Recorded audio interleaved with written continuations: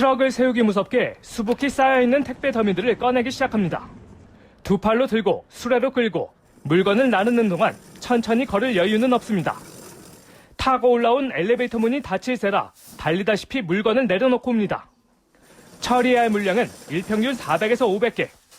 코로나로 택배가 늘어 하루 최대 16시간까지도 일을 하지만 늘 빠듯하기만 합니다. 저희는 기사들은 이제 시간과의 또 싸움이 또 이루어지고 평가에 대한 부분이 또 이루어지기 때문에 식사 시간을 많이 거르고 지금 일을 하고 있는 또 상황이고. 수북히 쌓였던 택배 더미들이 고객의 집으로 돌아가면서 오늘 하루 작업도 마무리돼 갑니다. 하지만 이제 집에 들어가 몇 시간 눈을 붙이고 나면 또다시 고된 작업이 기다리고 있습니다. 어슴풀에 땅거미가 내려앉는 시간이 돼서야 작업도 끝이 보입니다. 지친 몸도 몸이지만 최근 동료들의 이딴 사망 소식에 마음이 보다 무겁습니다. 과중한 또 업무로 인해서 상당한 또 불안감을 느끼고 있고 다음이 내 차례인가라는 것은 나뿐만이 아니라 아마 전체 5만의 그 택배기사의 그 마음에. 택배 노조가 집계한 택배기사의 주평균 노동시간은 약 71시간. 산업재해 보상보험법에 따른 과로사 인정 기준을 훌쩍 넘겼습니다. 특히 최근 심야 노동이 과로사로 내몰고 있다는 지적도 끊이지 않고 있습니다. 새벽 배송, 총알 배송이라는 이름으로 심야 작업이 강요된다는 건데 대책 마련의 필요성이 대두되고 있습니다. 총알 배송이 필요한 품목도 있겠지만은 그렇지 않은 품목도 있을 겁니다.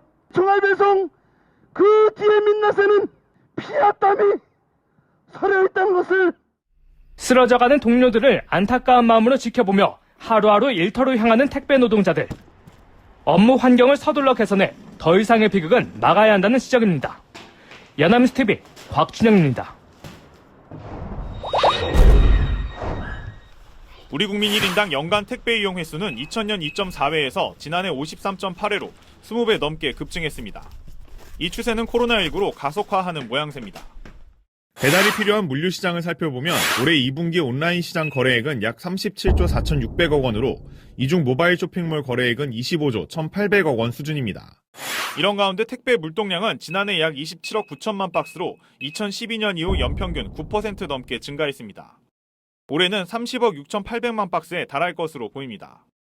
이에 택배 시장도 2018년 5조 4천억 원, 2019년 6조 3천억 원으로 매년 평균 11.65% 상승률을 보이고 있는데 올해는 7조 원에 달할 것으로 추정됩니다. 급성장하는 택배 시장에서 CJ 대한통운을 포함한 상위 5개 업체가 전체 물동량의 90%를 맡고 있는 상황. 다시 8%로 점유율 1위 업체인 CJ 대한통운은 잇따른 택배 노동자의 사망에 뒤늦게 사과에 나섰습니다. 연이은 택배 기사님들의 사망에 대해 회사를 맡고 있는 대표이사로서 책임을 통감하며 국민 여러분께 큰 심려를 끼쳐 드린 점에 대해서도 머리 숙여 깊이 사과드립니다.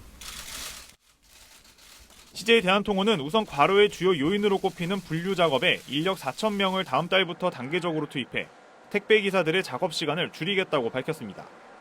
하지만 택배기사의 과로 문제는 특수고용직이란 고용 형태와 업계의 과잉 경쟁이 맞물려 현장의 변화까진 시간이 걸릴 것으로 보입니다. 이 분류 작업이 하루에 7시간에서 9시간까지의 긴 시간 동안을 차지하고 있기 때문입니다. 그래서 이 분류 작업에 대한 근본적인 개선이, 또 하나는 저희들이 받고 있는 배송 수수료가 매년 하락하고 있기 때문에 배송을 당연히 늘릴 수밖에 없어요.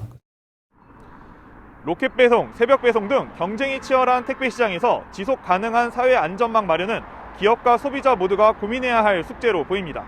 연합뉴스TV 김지수입니다. 정부는 지난 8월 주요 택배사와 함께 선언문을 발표하고 코로나 사태로 업무가 폭증한 택배기사에게 휴식을 보장하겠다고 했습니다.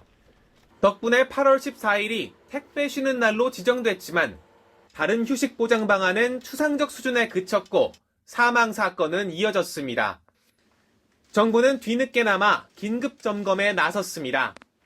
회사 측의 부당한 업무 지시가 택배 기사를 과로 상태로 몰고 간 건 아닌지 따져보겠다는 겁니다.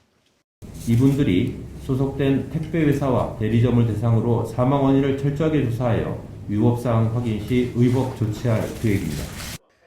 사태가 심각해지자 정치권에서도 입법 움직임이 이어지고 있습니다. 더불어민주당은 최근 여러 건의 법안을 발의했습니다. 대표적인 게 생활물류 법안인데 택배사의 관리 책임을 강화하고 택배 기사에 대한 표준계약서 작성을 권장하는 내용입니다. 표준계약서를 쓰며 업무 과중의 원인으로 꼽히는 분류와 배송 작업을 분리해 노동시간을 줄이겠다는 겁니다. 특수고용직이라 해도 산업안전 차원에서는 적정 노동시간에 대한 기준이 만들어져야 할 것으로 봅니다. 산재보험법 개정안은 택배기사 등 특수고용 노동자들의 산재보험 제외 신청 제도를 축소하거나 폐지해 적용 대상을 늘리는 내용입니다.